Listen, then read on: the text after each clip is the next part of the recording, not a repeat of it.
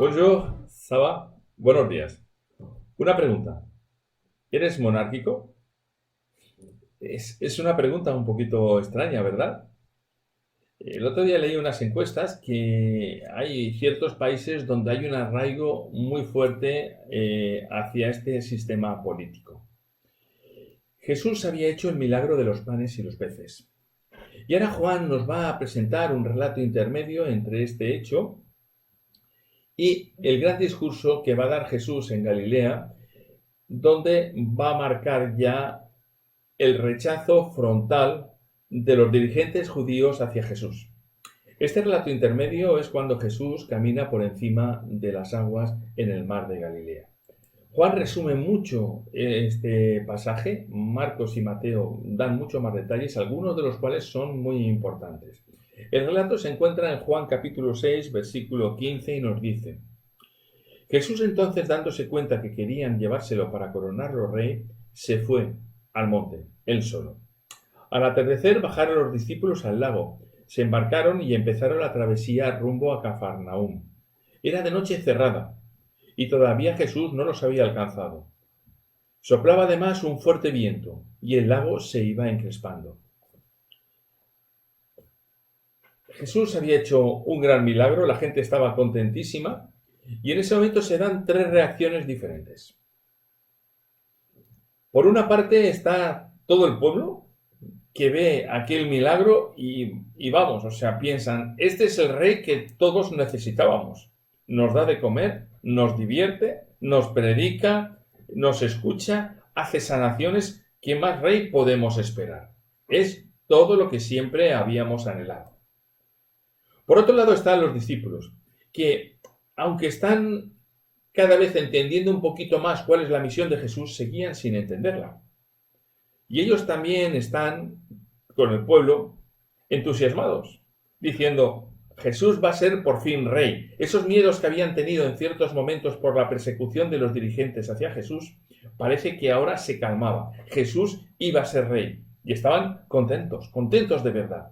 Es más, nunca dejarán en todo este ministerio de Jesús de creer que Jesús iba a ser un rey físico.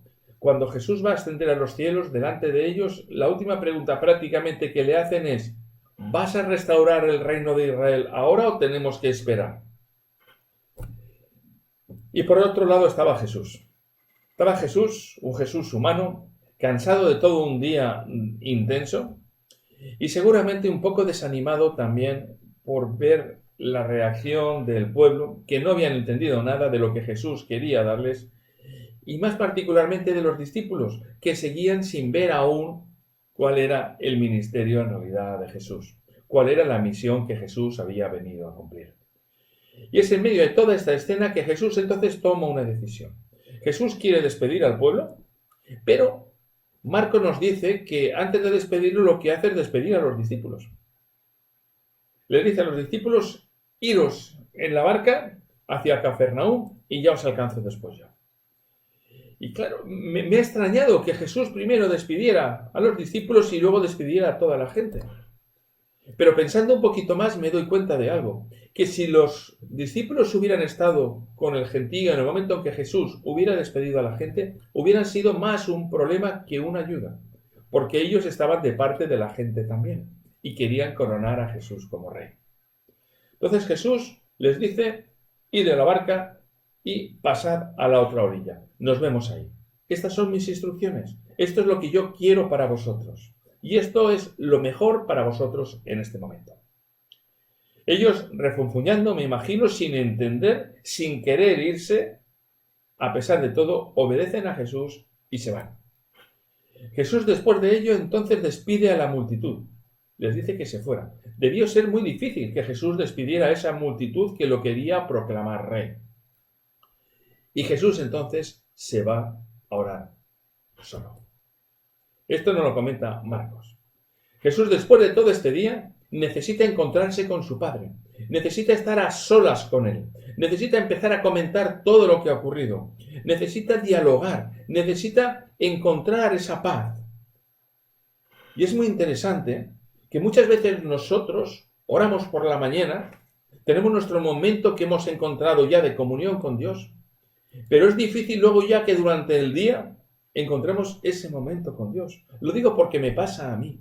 Y leyendo este relato me doy cuenta que cada día deberíamos parar antes de dormir un ratito también para contar con nuestro Dios y ver cómo ha ido el día, qué hemos hecho bien, qué no ha salido, qué problemas ha habido, un intercambio de opiniones, como hacía Jesús separándose a orar con su Padre. Jesús está orando, los discípulos están yendo hacia Cafarnaúm, pero entonces ocurre algo que nos lo narra a partir del versículo 18, Juan diciendo: era noche ya cerrada y todavía Jesús no los había alcanzado. Soplaba un viento fuerte. Habían remado como 5 o 6 kilómetros. Habían salido, el mar estaba bien, si no, no se hubieran adentrado en ese mar. Pero de repente se levanta un fuerte viento, hay fuertes olas y empieza a ser llevada la barca de un sitio para otro. Juan nos comenta que habían avanzado 5 o 6 kilómetros, pero cuando se levanta este viento ya no son capaces de poder avanzar. Leyendo los otros evangelistas nos damos cuenta como en ese momento ya temen por su vida. Piensan que van a morir, no hay manera de poder conseguir que ese barco siga a flote con esa marea que hay. Estuvieron mucho tiempo trabajando para poder llegar a puerto, pero no lo consiguieron. Hay una cosa muy importante. Jesús tiene planes para ti. Jesús tiene lo mejor. Y Él nos dice: quiero que vayas por aquí. Este es tu camino. Sube en esta barca y ves hacia allí. Y nosotros lo hacemos porque amamos a Jesús, porque queremos que Él dirija nuestras vidas. Pero cada vez que emprendemos un proyecto con Jesús, en medio del camino, surgen vientos, surgen tempestades. El camino del cristiano no es un camino de rosas. No es así. En el camino del cristiano hay olas, hay momentos duros, hay momentos donde uno se plantea muchas cosas. Porque en ese justo instante me imagino a los discípulos, porque si yo hubiera hecho la misma pregunta y reflexión: ¿por qué Jesús nos ha mandado venir hasta aquí? ¿Por qué no ha venido con nosotros? ¿Por qué no está aquí con nosotros, que vamos a morir? No hay manera de solucionar esta situación en la que estamos viviendo. ¿Dónde está Jesús? ¿Por qué se ha quedado en la orilla? ¿Por qué nos ha dejado? Yo lo hubiera hecho. Y esto lo hacemos cada vez nosotros en nuestras vidas, cuando las cosas no salen conforme entendemos que deberían salir, cuando hay problemas y creemos que Jesús está lejos. Pero hay una cosa muy importante: nunca olvides, la fe no está basada en sentimientos. La fe es una convicción. Y a pesar de que en determinados momentos sintamos que Jesús no está con nosotros porque las circunstancias así nos lo muestran, nuestra fe nos dice que a pesar de ello, Jesús está con nosotros. La fe no se basa en sentimientos. Ahora siento, ahora no siento. Señor, no te siento a mi lado. No, puedes sentir o no, pero Jesús está a nuestro lado. Jesús está siempre ahí. Y esto es muy importante, porque es muy manipulable por el enemigo y hace que nos basemos en sentimientos. Marcos da un detalle precioso. Nos dice que Jesús los estaba viendo desde arriba, desde el monte. Estaba viendo aquella barca. Jesús no los había dejado solos ni un momento.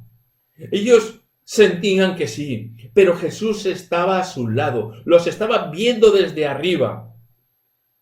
Estaba a su lado. No había nada que ocurriera que no estuviera controlando. Es más, sabía que iba a ocurrir eso. Y cuando creas que Jesús no está contigo, destierra esa sensación, ese sentimiento de tu vida, porque no es así. Jesús está siempre, siempre, siempre a nuestro lado. Siempre. Y es en ese momento, cuando ellos ya están más agobiados, que Jesús va a ir, nos dice Juan, andando sobre las aguas. Va a ir hacia ellos. Y ellos, cuando lo ven, no se alegran. Están tan agobiados, están tan preocupados, tan asustados, que cuando ven a Jesús se creen que es un fantasma. No son capaces de racionalizar aquello. Están demasiado obcecados con lo que está ocurriendo. Es un fantasma y tienen aún más miedo. La presencia de Jesús, lejos de calmarlo al principio, les da más miedo. Pero ahora vienen unas palabras maravillosas de Jesús. Soy yo, no temáis.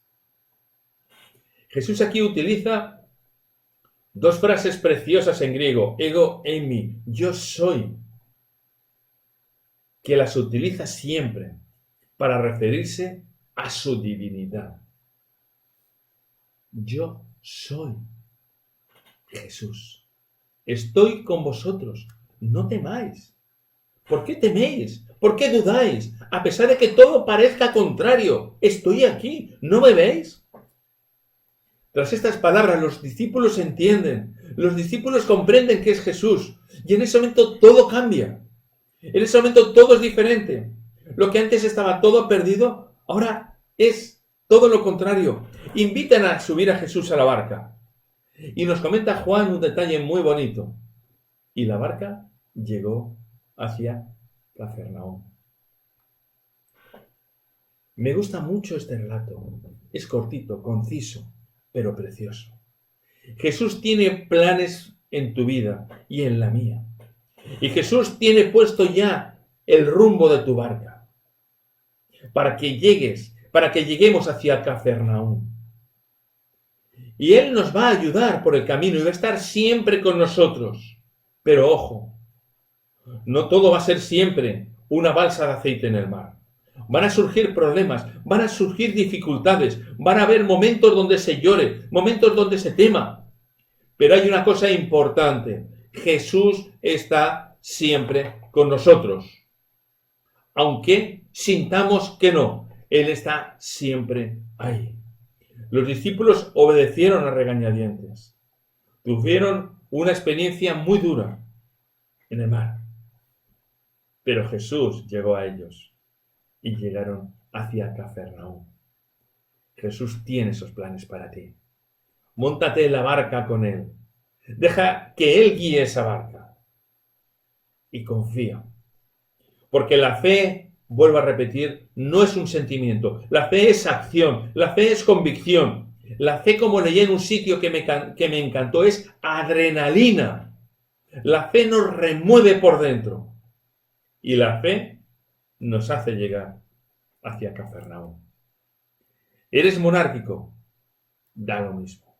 Pero Jesús quiere ser el rey de tu vida. Eso sí que es importante. Aceptémoslo como tal. Y dejemos que gobierne y dirija nuestra vida. Que el Señor os bendiga. Que tengáis un día precioso. Voy a seguir estudiando. Bendiciones.